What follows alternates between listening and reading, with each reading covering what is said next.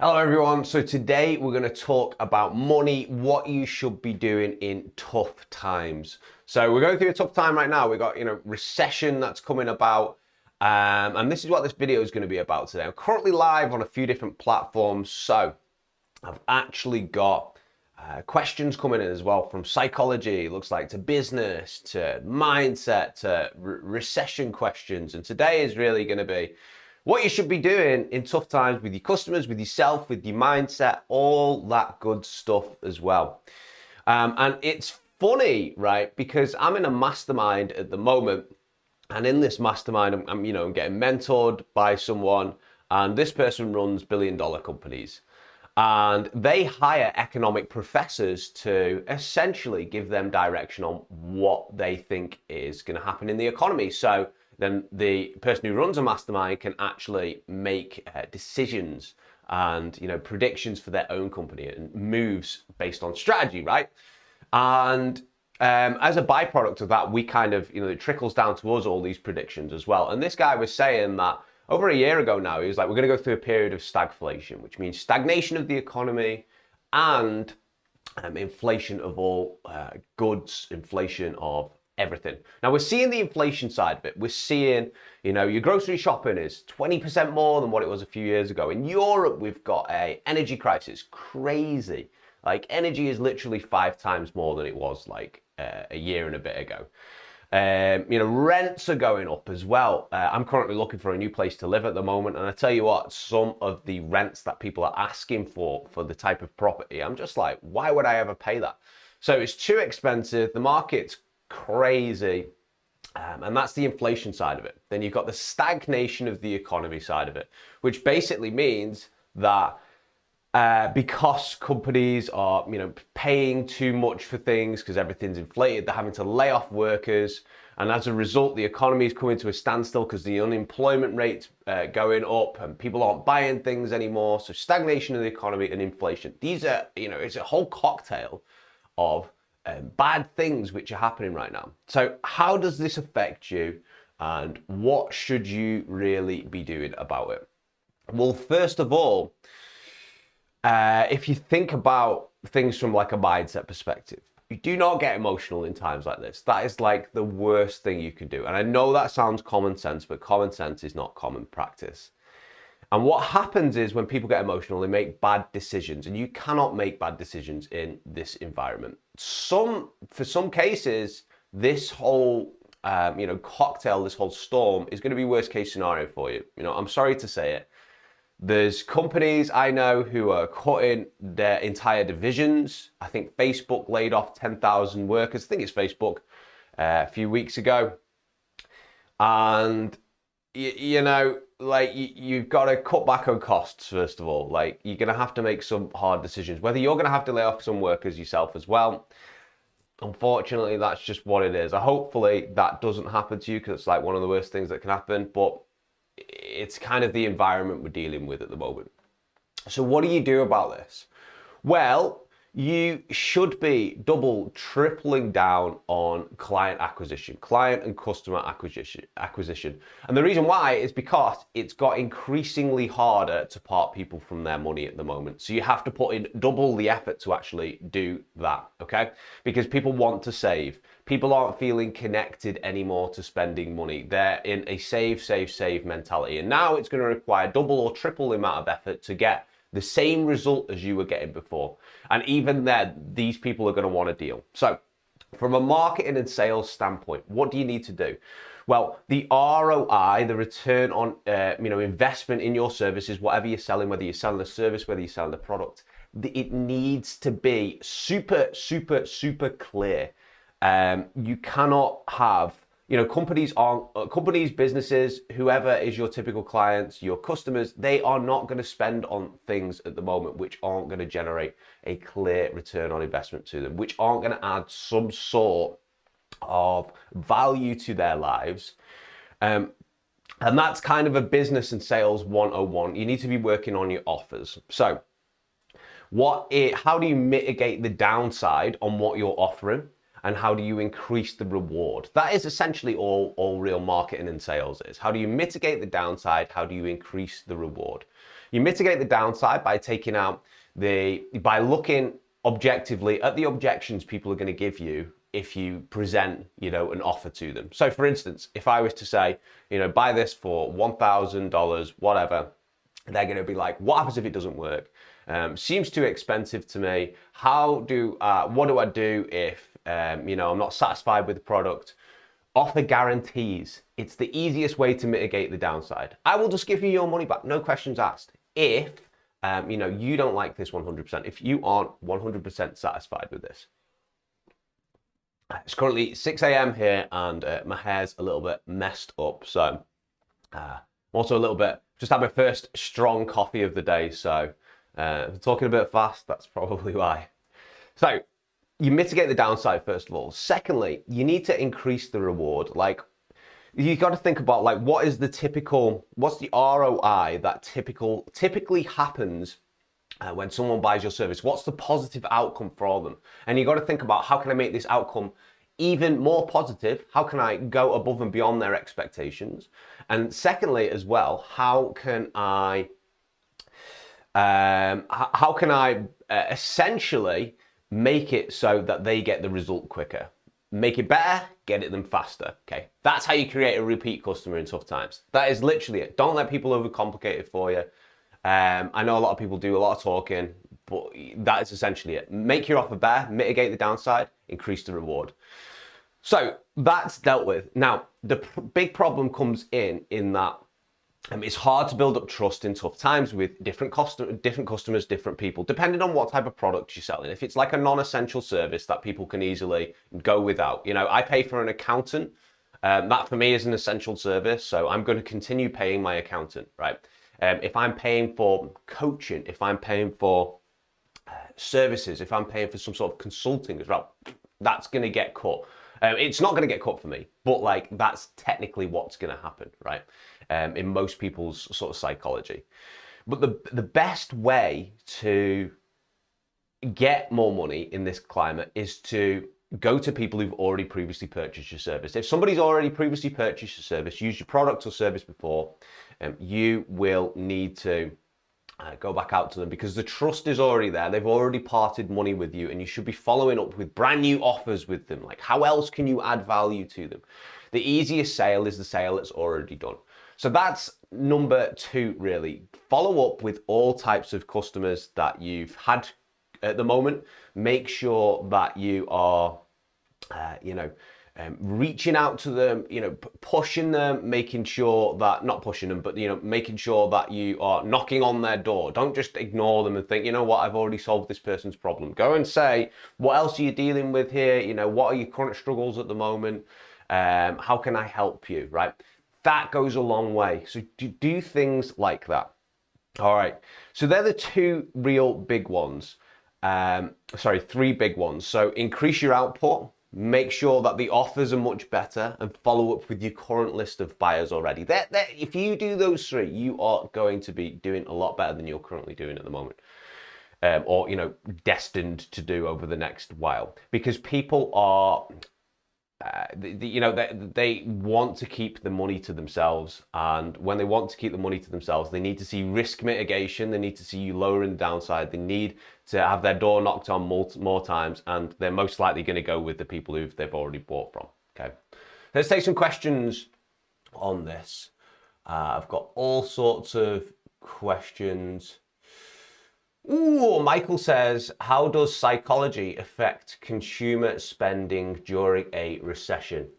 So it's exactly what I've just talked about, Michael. I'm not sure if you've posted that before, before I just talked about that. So people are wanting as much as possible to save their money, and they're also wanting a bigger ROI. They're wanting the clear ROI. They need to understand logically what's going to happen. No more wishy-washy. You know what? I'll take a chance. I've got a bit of extra money. I will spend on this service. Completely different. It needs to be very, very clear for them. Even if you have to go away and write it down specifically, how you can help someone, and make sure that it's very clear to you, and then go and explain it to your grandmother so she understands what it's about. And that's exactly what you should be doing. Okay. So let's have a look here. How can one start and grow an online business, says John. So, John, you're in the right place. So here's what I would do. I would pick it. I would, somebody asked me some very similar question on LinkedIn yesterday, actually, in one of my comments. So what I would do, first of all, is I'd try and spend as little money as possible, first of all, because times are hard, right? I would go and look at what my passions are and look at what my skills are. I'd cross-reference them if I can, essentially draw some sort of pattern from there, like maybe I like walking dogs or whatever. I would go and then reach out to a bunch of customers who I think are a target audience. So for instance, great places to do this. Reddit, you can do it. You can do it on Facebook groups. You can do it on LinkedIn groups, conferences. I'd find people who have the similar sort of, who I perceive might have the similar sort of problems. And I would take these people out. I would, if it's digital, I would offer them a 15-minute call. Just say that you want to get some insight from them. Just explain that you're looking to move into this industry, but you're looking to interview people who potentially are your target customer. All right. And that way you're not coming in all salesy, and it lets you actually speak to these people. So if it's in person, you can go to conferences, you can go to, typical groups, find out where they're hanging out, whether, they do like a meetup in your local city at some point, go there, offer to take them out on coffee. It might cost you a little bit of money here, but the best thing about this approach is that you can get a lot of information for a relatively low amount of money. And then what you can do is you've already made connections in the place because you've previously spoken to these people. You could say to them at the end of the conversation, hey, you know what, if this is an idea I decide to pursue, are you okay if I reach out to you once again? Most people will say yes. So there you go. You've got your first few leads. So sometimes you will have an idea or like they'll give you feedback and you can't do anything about it, right? So you have got no choice pretty much but to just move on to a different idea. So fail fast, spend as little money as possible, interview your audience, take it, go. Hope that helps. Okay. What are some ways to improve your mindset and stay motivated? Yeah, so you have to understand how you work as a human being. Are you introverted? Are you extroverted, right? Do you like talking? Do you like technical detail? Do you like analyzing things? Take what I would recommend to you, because I know that, on YouTube people give advice saying, there's a one size fits all approach. Life doesn't work like that. We're all individuals. We all have individual differences, at least at a personality level.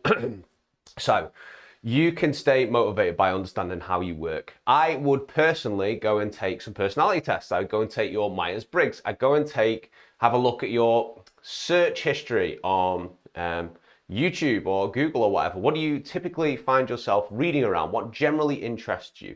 Because it's very easy to stay motivated if you're actually working on your own strengths, so your own personality. I'm an extroverted person who likes strategy, who likes to lead people as well. So if I'm working on areas like that, I find it very, very easy to stay motivated, right? I just gravitate towards it naturally.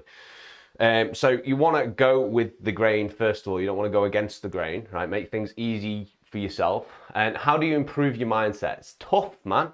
That's a tough one there because it's so general. So a few simple ways to improve your mindset. You can. Let's think about this. Well, it depends what you want to do, right? So like Stephen Covey says from the 7 Habits of Highly Effective People, start with the end in mind. What do you want to do? What do you want? Work out the goal, backwards engineer it from there, and then work out like what type of mindset you will need to have to get to your goal, right? And then what I would generally say is just working on the thing, sharpening the sword in that direction that you want to go and immersing yourself in that environment. Because you can improve, I can be a very confident person stood in front of a camera right now, but then I might get up on stage and, not really speak very loudly and all be sheltered in myself. So, mindset might be improved in one area, it might not be improved in every area, right? And, if I was a boxer and I'm fighting in the ring and I'm super confident, right? And then someone throws me in there with a lion, not going to be as confident. Okay, so you have to work where you want to go, what the end goal is, and what what the obstacles are as well. Okay. Okay, so What have we got here? Oh, we've got some. If you post your questions, guys, make sure that they're easy to read. You know, you've thought about them before you've actually written them, because some I'm scanning through here and they're actually quite hard to uh, read. So how can businesses use psychology to influence consumer behavior? So how can businesses use psychology? So you have to. So the best way to have psychology in your business is to actually have, you know, an understanding of your customers first of all. So understand who you're talking to, understand of your audience. If I've got a self-improvement audience, it's going to be very, very different how I'm going to talk to them than if I've got a 60-year-old investor audience. Like, I'm just going to talk to them very differently. So first of all, you have to be like your customers. It's called the likability bias. Secondly, you got to read psychology books. I seen another question down here from someone else who said, what's the best psychology book? There's lots of good psychology books. Sure, I've got some up here. I like Robert Cialdini's Influence. There it is. Anything which influences people for you to understand the human mind. This is a great book. It talks about flaws and mishaps in human judgment. So what does that mean? Well, you'd think that if someone tells me A, B, and C, I'm going to think A, B, and C about this person, right? But it's not quite how it works. There's all sorts of cognitive pressures which are, moving on us right now. So, for instance, right, there's something in here called social proof. What social proof is our ability to save energy when we are making decisions. And we look to the crowds as what they're doing when we're trying to make decisions. So, if a person is buying a product in a store and the product is half gone and there's a crowd of people around it, we are evolutionary required to be curious about that product, right? It's just how it is, because we're saving energy and we're thinking, what's everyone looking at there? What's this resource that everyone's looking at? So, if you learn things like that and understand that these are errors in human judgment, we just try and, we just get interested in what everyone else is interested in. It does you much better. So learn psychology. This is a great book here. Learn as well. I accidentally pulled this off the shelf, but it's a great book. How to Win Friends and Influence People, which essentially means, it teaches you the art of actually being nice to people and how to get them to like you as well, and how you can build great connections, because the world is made on coalitions. It's not made with individuals who are just driving the way. It's made with coalitions. If strong individuals have strong coalitions with them, which basically means they have a cabinet of advisors, of ministers as well, that help them make decisions. And you can't win a war without an army, right? So you need the army, and you've got to build up the army. How to Win Friends and Influence People teaches you exactly that. Okay, so just dropping a few quick gems on you today. I've got to go now, but I hope that was helpful for you. Leave me a few comments below. I've got a bunch more questions here, and I'll have to get to another video. So hopefully that helps. Take care. See you in the next one.